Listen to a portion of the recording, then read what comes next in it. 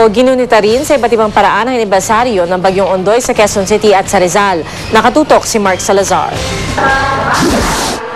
Pero nung magandang alas 8, alas 9, pinagsasabi na, Ma'am, malapit na po ang baka sa likod nyo.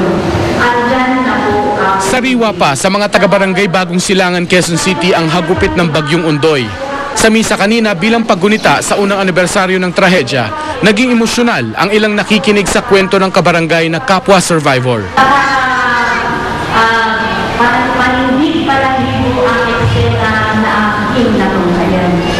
Lahat ng tao, lahat ng buwan ay mayroong tao na nananabuhay, humingi ng tulong, nanginginig, basang-basa. Dumalo sina Quezon City Vice Mayor Joy Belmonte at Councilor Alfred Vargas. 68 bulaklak at kandila ang inalay para sa bawat buhay na nasawi. Pagkatapos ng misa, nag-tree planting sa barangay. Si Aling Luz Magallanes hanggang ngayon ramdam ang pagkawala ng 18 anyos na anak na si Muelmar. Dose-dose ng kapitbahay na sagip ni Muelmar mula sa baha, kapalit ng sariling buhay. Ang hinanakit ni Aling Luz, tila nakalimutan daw ang kabayanihan ng kanyang anak. Wala kaming may natanggap na tulong na nanggagaling sa gobyerno. Sinubukan ng GMA News na humingi ng reaksyon mula sa Quezon City Government pero walang sumasagot sa aming mga tawag. Sa Noise Barrage naman, idinaan ng mga taga San Mateo Rizal ang paggunita sa trahedya. Nagkaroon din ng maikling programa kung saan ipinagdasal ang ikatatahimik ng mga nasawi. Pagkatapos nagpalipad ng mga lobot kalapati. Sa water rescue demonstration naman, inalala ng mga taga-Tanay ang Ondoy. Nagpakitang gila sa mga volunteers sa pagsagip ng kunwari na lulunod. At ng stranded sa baha.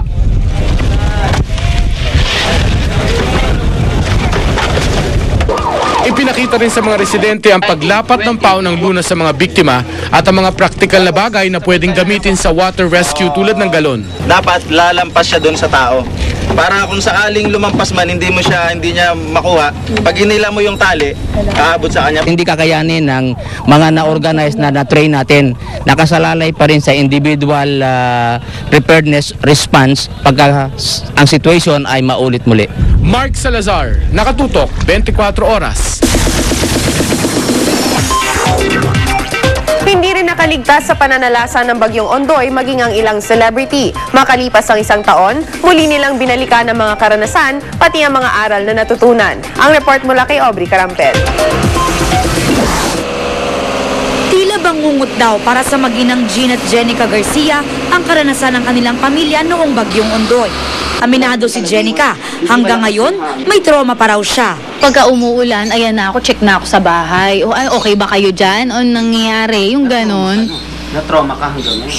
Oo. Tapos kapatid ko, tinuruan ko kagad mag-swimming. Pero malaki pa rin daw ang pasasalamat niya na nakaligtas sila. At ngayon ay mas naging malapit silang pamilya. Masasabi ko talaga kahit na ganun yung nangyari sa amin, mahal na mahal kami talaga ng Panginoon kasi hindi talaga kami nila pinapabayaan. Ilang oras ding nasa bubungan noon ng kanilang bahay sa Provident Villages, Marikina, si Christine Reyes. Kasama sa mga tinawagan niya para magpa-rescue si Richard Gutierrez. Hindi raw malilimutan ni Richard ang naging pag-rescue niya noon kay Christine. Maraming beses talaga na nanganib ang buhay ko ng mga panahon na yun. Looking back now, 1 year ago, talagang parang nandun pa rin ako sa moment na yun. Ang ibang artistang hindi na Ondoy, taus-puso namang tumulong sa mga nabiktima. Maraming kapuso stars ang tumulong sa pag-repack ng relief goods at nagsagawa ng relief operations. Aubrey Carampel, Nakatutok, 24 Oras. Robin Padilla magpapalagay ng bagong tattoo. Alay raw yan sa misis na si Mariel. Tutukan yan mamaya. Bilang pagtugon sa problema sa dengue, nag-donate ng dugo ang mga bombero sa Metro Manila. Nakatutok si Victoria Tulad. Mahigit 300 bumbero mula sa Metro Manila ang nagboluntaryong magbigay ng dugo para sa mga biktima ng dengue. Mag-donate na kayo ng dugo kasi the more na nag-donate kayo, mas marami tayong natutulungan. Ang Presidential Sister at Ambassador for Dengue Prevention na si Chris Aquino ang nanguna sa pag-organisa ng programa. Pero hindi siya nakarating dahil sa lagnat, kaya ang kanyang kapatid na si Viel ang dumalo. We're really so appreciative of this effort kasi yun na nga, although I hear pababa na ang cases, which is good, definitely the Red Cross can use all the stored blood. Sa bloodletting drive na ito, muling pinatutunayan ng ating mga bombero ang kanilang dedikasyon sa publiko. Itong bloodletting namin itong araw to, pang-5 bisis na sinusupport namin itong mga government tungkol sa malengke. Base sa pinakabagong tala ng DOH, mahigit 84,000 na ang dengue cases.